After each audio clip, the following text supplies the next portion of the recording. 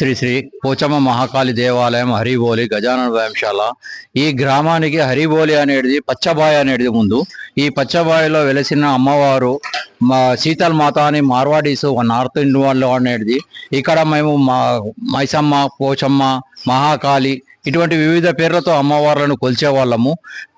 నూతన దంపతులు ఎవరైనా కానీ ఎవరింట్లో శుభకార్యం మొదలవుతుందో వివాహానికి మొదటిగా పూజ పోచమ్మ మహాకాళి కాడికి వచ్చి దంపతులు దర్శనం చేసుకొని ఆమె ఆశీర్వాదం తీసుకొని ఇక్కడికి వెళ్తుంటారు.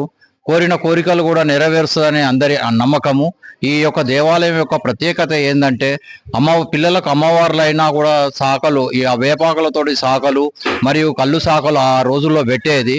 ఇప్పుడు ఇక్కడ శ్రీచక్రం స్థాపించడం మూలాన అటువంటి ఏమి జరగకుండా శాఖాహారంగా జరుగుతుంది. జంతు బలు కూడా లేకుండా ఇక్కడ నివసించే వాళ్ళు కూడా చాలా ఎంతో భక్తి శ్రద్ధలతోటి పూజలు జరుపుతూ ఉంటారు. ఆషాఢ మాసం అమ్మవారికి ఎంతో ప్రీతికరమైనది.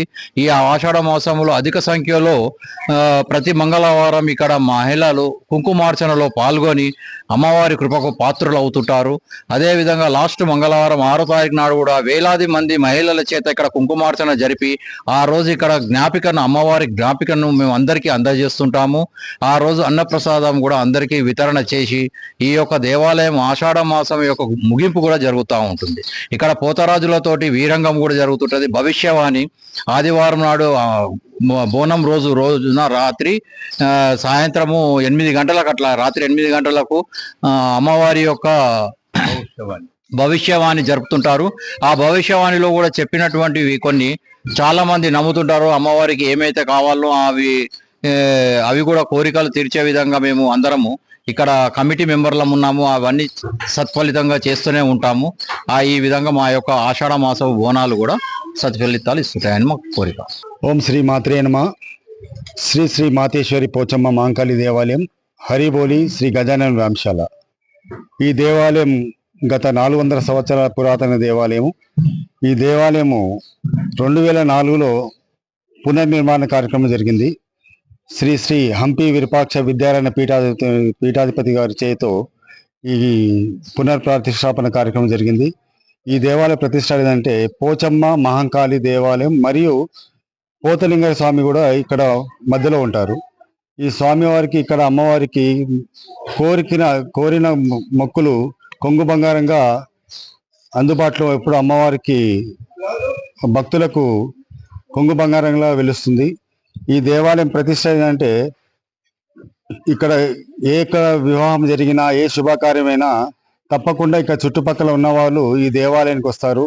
హోలీ సందర్భంలో హోలీ కార్యక్రమం అయిపోయిన తర్వాత మన నార్త్ ఇండియన్ మార్వాడీస్ వారు కూడా ఇక్కడ వచ్చి శీతలమాతగా కొలుస్తారు అమ్మవారిని. ఈ దేవాలయం ప్రతిష్ట దాని తదుపరి కార్యక్రమము ఈ దేవాలయానికి బోనాల కార్యక్రమం బాగా ఘనంగా జరుగుతుంది. తదుపరి వార్షికోత్సవము, తదుపరి దసరా నవరాత్రులు, ఇలా చెప్పుకుంటూ పోతే ఎన్నో కార్యక్రమం చేసుకుంటూ పోతాము. ఇక్కడ విశిష్టత ఏంటంటే 2004 నుంచి నిరంతరం ఎలాంటి ఆటంకం లేకుండా ప్రతిరోజు లలిత సహస్ర పారాయణం జరుగుతుంది. ఇంకా ఈ బోనాల సందర్భంలో కుంకుమార్చన కార్యక్రమము 5 మంగళవారాలు జరుగుతాయి. 5 మంగళవారాల తర్వాత ఇక్కడ మన భక్తులకు అమ్మవారి జ్ఞాపకగా ప్రతి సంవత్సరంగా మనము కొత్త విధంగా వాళ్ళకు పూజకు సంబంధించే జ్ఞాపికలు ఇస్తున్నాము. ఈ బోనాల సందర్భంలో మాకు కొన్ని కార్యక్రమాలు జరుగుతాయి. రోజు ఈ ఆదివారం రోజున ఘట స్థాపన జరుగుతుంది. ఇక్కడ కాశీ విశ్వనాథ్ దేవాలయం నుంచి మొదలయ్యి తర్వాత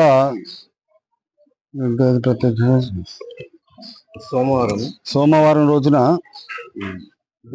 బిల్వార్చన, లక్ష బిల్వార్చన, మంగళవారం లక్ష్మ కుంకుమార్చన, బుధవారం లక్ష పుష్పార్చన, గురువారం మళ్ళీ సామూహికంగా లలితా పారాయణము, మళ్ళా ఫలార్చన, వివిధ కార్యక్రమాలు జరుగుతాయి. మళ్ళా 28 తారీఖు రోజున 27 తారీఖు రోజున తొట్టెల కార్యక్రమం జరుగుతుంది. ఇక్కడ తొట్టెలు తీసుకొస్తాము. దాని తర్వాత తెల్లవారున అమ్మవారికి బోనము, ప్రత్యేక అభిషేకము, పోతరాజులు, బోనము, గావు కార్యక్రమం జరుగుతుంది. మళ్ళా రంగం కార్యక్రమం కూడా ఉంటుంది ముఖ్యంగా.